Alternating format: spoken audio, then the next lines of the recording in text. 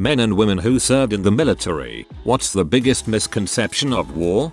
Waiting. Everything is large vast periods of boredom interlaced with small intense periods of high stress. I've flown several hundred combat sorties and I have maybe a handful of stories that weren't we took off. Nothing happened. Then we landed. To be fair, the warfare I've seen isn't really warfare.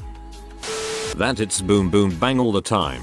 Even on the front lines, which is kind of a relative term in modern warfare anyway, the vast majority of the time it's just boring as crap.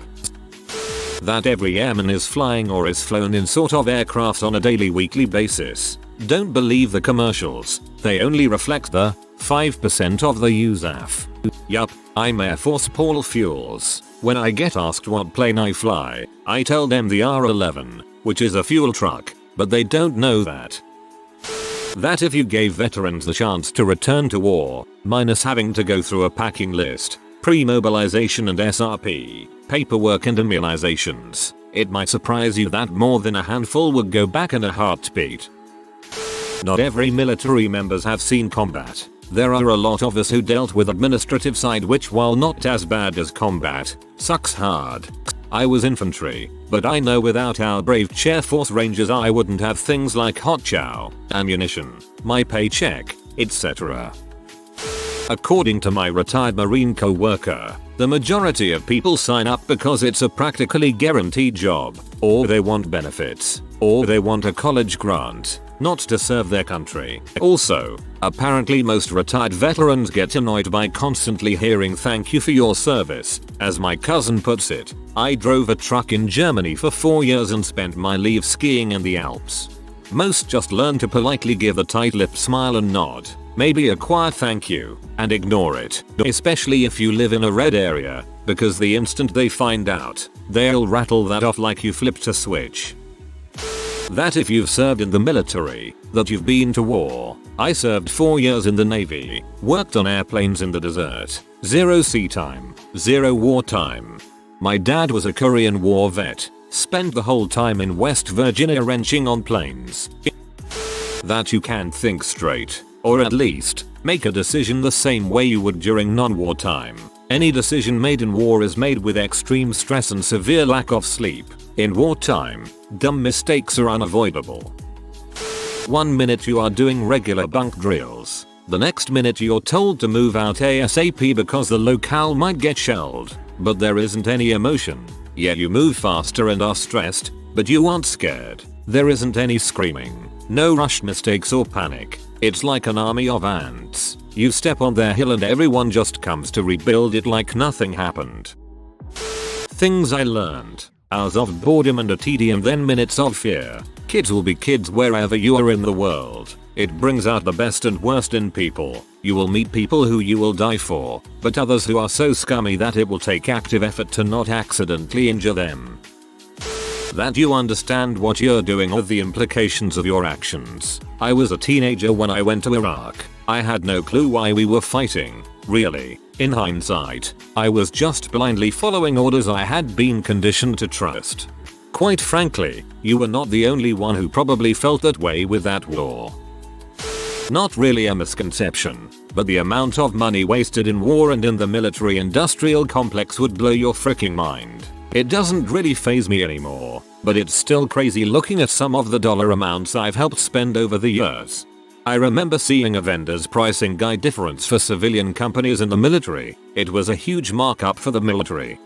For me, that people know what they are doing. You can train and go to the range and patrol through the field and do endless sand table exercises, but when you're actually getting shot at, nobody has any idea what to do. It becomes a frantic crap show. Everybody is talking on the radio at once and nobody wants to freak up, so everybody just sort of goes overboard. Runner up. That you never let your guard down. There were 2 times I was deployed that if something had been trying to get me, it would have succeeded. Time 1 was on fire watch at a schoolhouse north of Al-Kut. Whole company was sleeping and I was just sort of zoning out. I heard a noise approaching me from behind and frantically tried to unsling my rifle as a plastic bag blew by. The other time we were on a vehicle patrol and I was on the pintle mounted machine gun. I was zoning out and an Iraqi police truck passed us.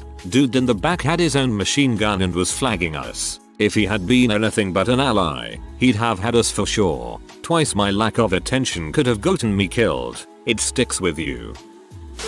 Deployments can be monotonous. More hurry up and wait than actually doing our job.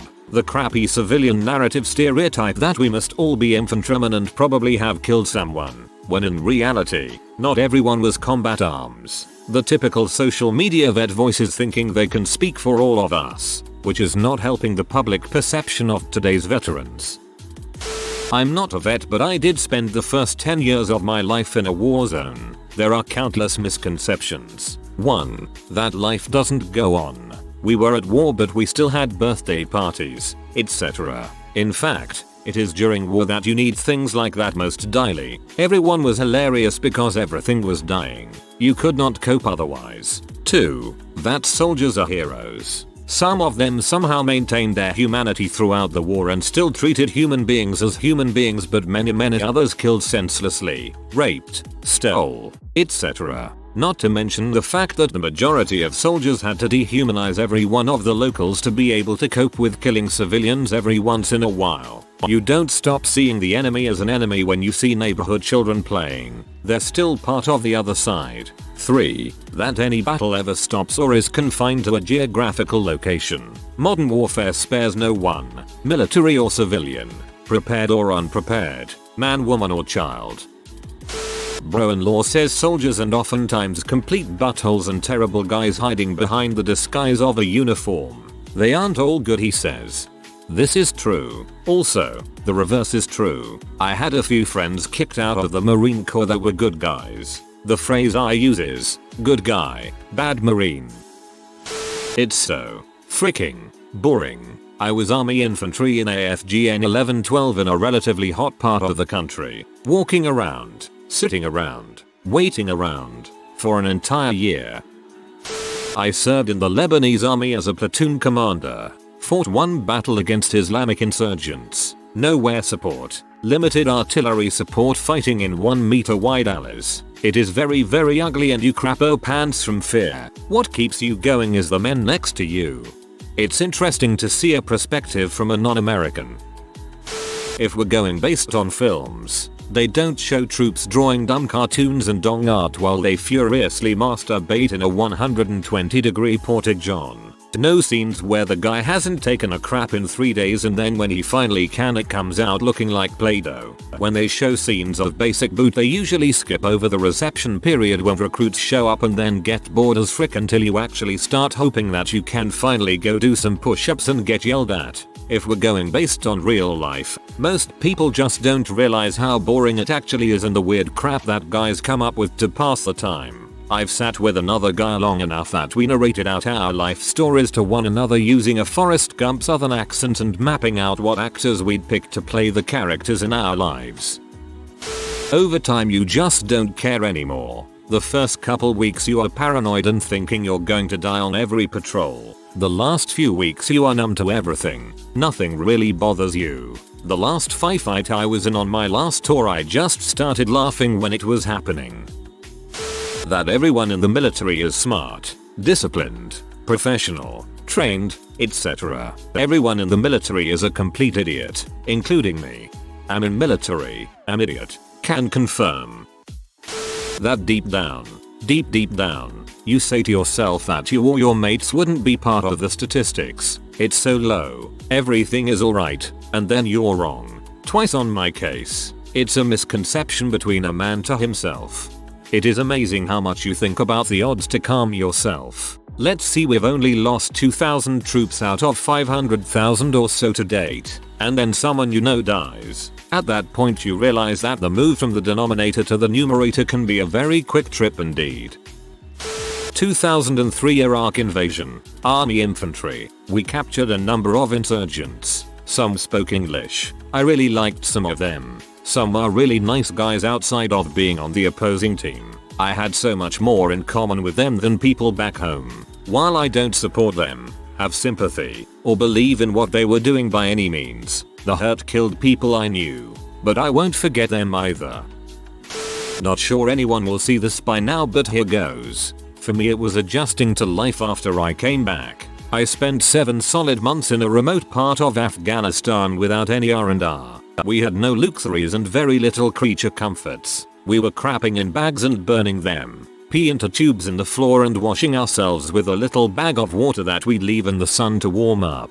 We were contacted almost daily with small arms, RPGs and IDF. A Chinook would land now and then and give us more rations and whatnot, and we housed some Yank calcins that were passing though a couple times, but that was it. We were on our own and up against it. Constantly stressed, exhausted and sleep deprived. I eventually got to the stage where I couldn't imagine my family's or girlfriend's faces in my thoughts anymore. Days blended into weeks, and weeks into months. Time and date had little meaning. And then one day a chopper picked me and the rest of my platoon up and we were out of there. There was no last mission to achieve a final objective. No wild celebration of victory. We just up and left. A few days later I was sat on my couch watching BBC News like nothing had ever happened. The world had carried on and not even noticed I was gone or that I'd endured these hardships. I could not escape the feeling of restlessness. I was on edge all of the time, pacing up and down my house and twiddling my thumbs, not having a clue what to do. I was ripped from a high intensity dangerous environment and went from 100 to 0 so quick that a younger me didn't know how to deal with it. It isn't an action movie with non-stop combat. It's more like a daily grind of monotonous work and public relations sprinkled with mortar rounds and pants crapping. I'm National Guard. I'm Como, waiting for our upcoming deployment. Maybe someday I'll be able to post what it's like if I ever do see combat. I honestly don't know what to expect being in a field artillery unit. I wish you a boring but deployment shipmate, even though you are NG. When you've crushed your enemies and seen them driven before you, you're probably not going to hear the lamentation of their women. Wars aren't fought by stoic badasses with a sweet 5 o'clock shadow and a one-liner on their lips. Wars are fought by goofy 20-year-olds with sunburned cheeks who just want to get back to their tents so they can play Xbox with their buddies.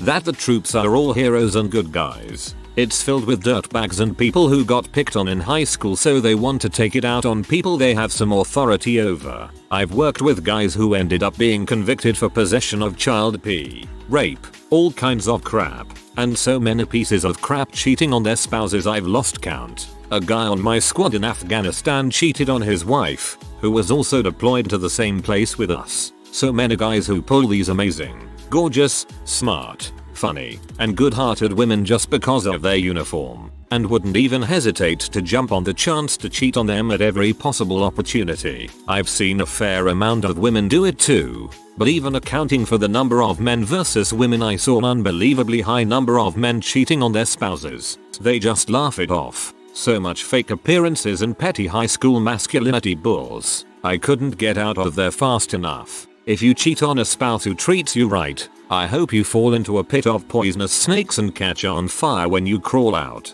Some GI got stabbed and killed by his side chick in Japan after she found out he had a wife and kid.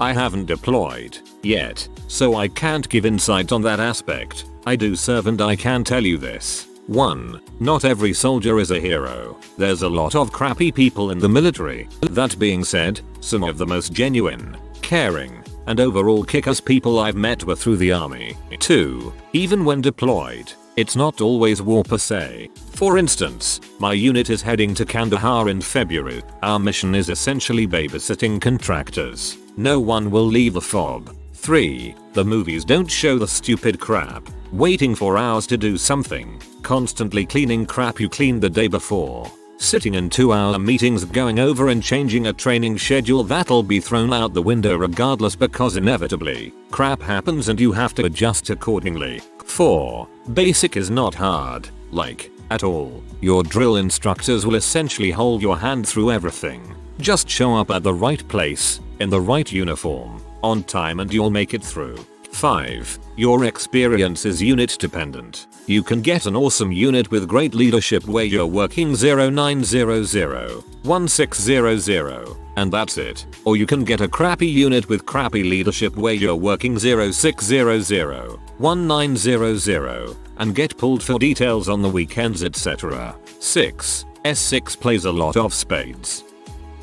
When it comes to actual combat, I think the biggest misconception is how little you actually know what the frick is going on. We're so used to war movies where the camera shows the good guys, then the bad guys, then the good guys moving, then the bad guy getting his RPG ready, then the good guys, then a couple bad guys getting shot, then the bad guy firing the RPG, then the RPG flying through the air. In reality, you only have your own point of view and it's dang near impossible to take everything in. So many times you're just shooting in the same direction as everyone else.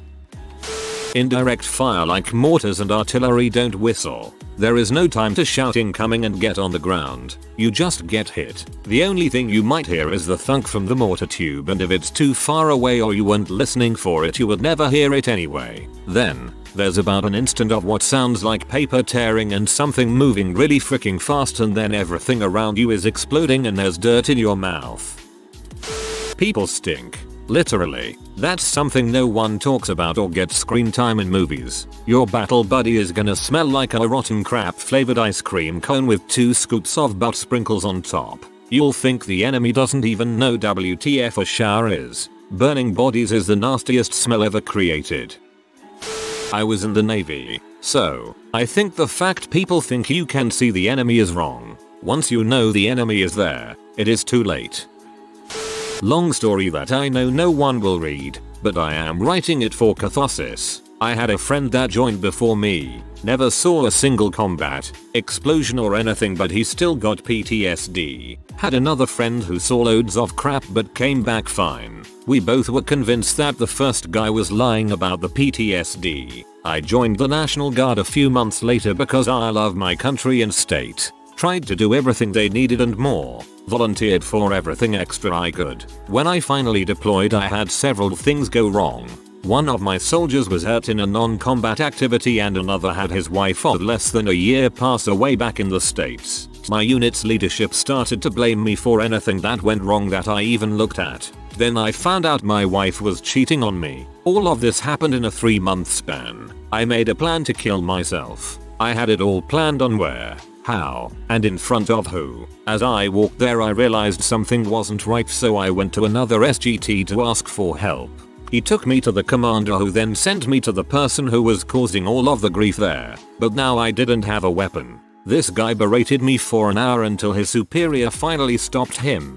They got me help while there and that guy wasn't allowed to even wave at me anymore. I finished my deployment, went home, and tried to pick up my life. It didn't work. I continued to get worse and more depressed. Ended up getting into a few legal issues. Was arrested twice, put on probation, and kicked out of the army. During this time I finally got some help from a therapist in the VA and one outside. Turns out you can develop PTSD quite easily in a war zone. Also, fun fact, PTSD and depression can cause such a change in your brain chemistry that you can do things that are completely out of character for you normally. But the state nor VA doesn't care and won't help you if get in legal trouble. Finished probation. First offense was supposed to be removed from my record, but the state passed a new law, so I may be a felon for life, even though I was honestly not in my right mind. Oh, and fun fact, the VA won't pay disability for PTSD that they diagnosed because it wasn't diagnosed while on active duty.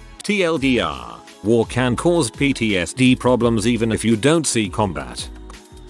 Didn't serve, but worked on military bases and various garden spots for a couple of decades as a civilian contractor, aka white collar mercenary. The biggest misconception is the belief that most people in the military see combat, logistics and various support functions, beans and bullets, make up something like 80-90% of the effort. That all of us see combat. That we aren't flawed people. Everyone's flawed, and we have some serious frickin' douchebags in the military. In the end, the only difference between me and some average Joe on the street is that I have a higher tolerance for bulls. That we're defending the rights of the American people. In my experience, most of us don't like civilians. I still don't like most civilians. I just keep it to myself in person. And nothing I did in my short 5 years of service did anything for anyone's rights in our country. I'm no expert, but I think it'd be better to say that we're fighting for the vested interests of the country, which is not always a moral or ethical thing. That isn't to say that dealing with terrorists is wrong. just that our service gets painted wrong. That we can always tell who the enemy is. We can't. It's kind of like the police thing going on now. It's really easy to say after the fact that an officer using their firearm was a mistake, and that they should be punished. Fear does a lot to a guy. Now take that and put more red tape on it. But this time you were probably already shot at, or one of your buddies was. But there's plenty of people around, or they're all wearing clothing that makes them hard to distinguish, or that they wind up looking like the 15th guy you've seen while driving by them who just stared at you for a prolonged period of time. That we do it out of patriotism. A few years of service is mighty attractive to some college students for the education benefits it provides. Job preference? Check. Looks good on a resume? Check. Healthcare? Life insurance? The benefits stack up.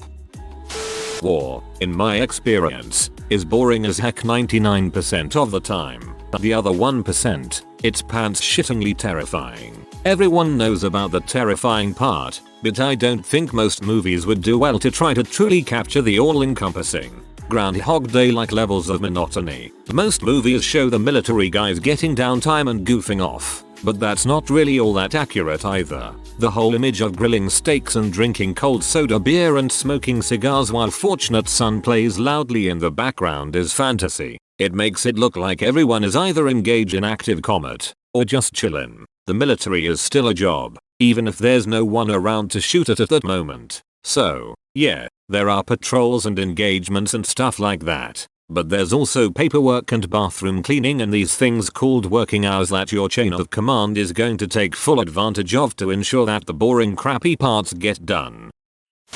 That admin in the military is basically the office but with uniforms, my friends. Military and civilian. Love that show, and can't figure out why I don't. Because I worked there for almost 20 years. Quite literally. The only difference between Dunder Mifflin and the Wing Commanders building was that we wore uniforms.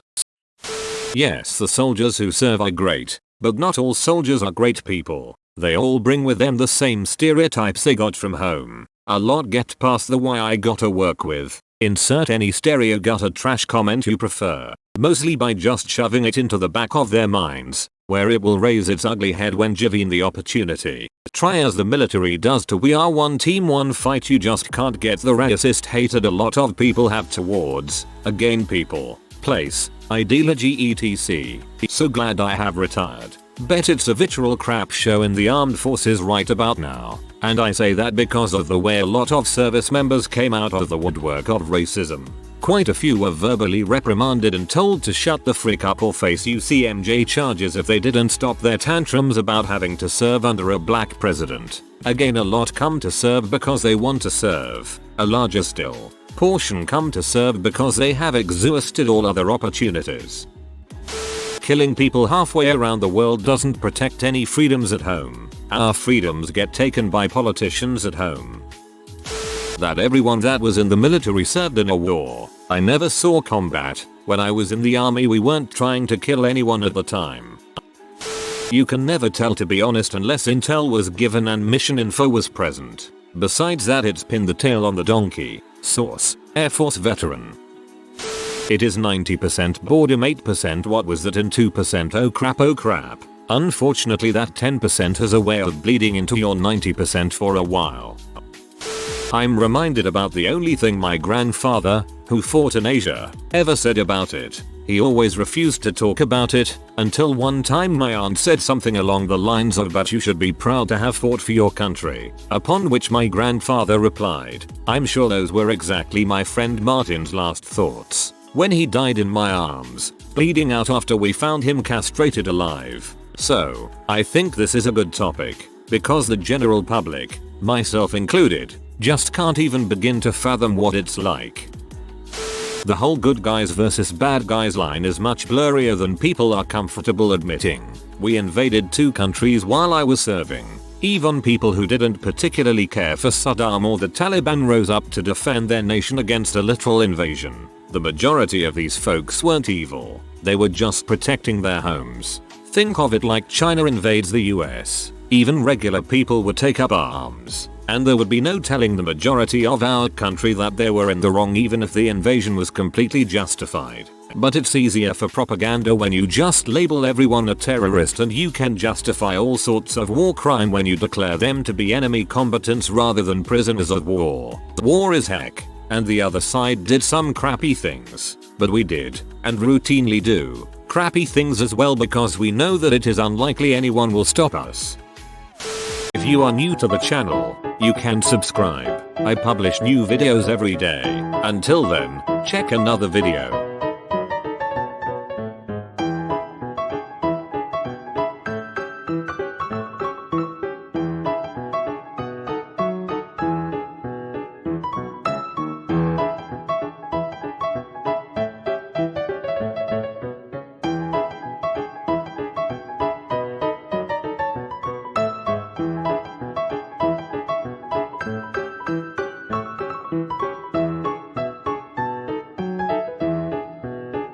Bye for now.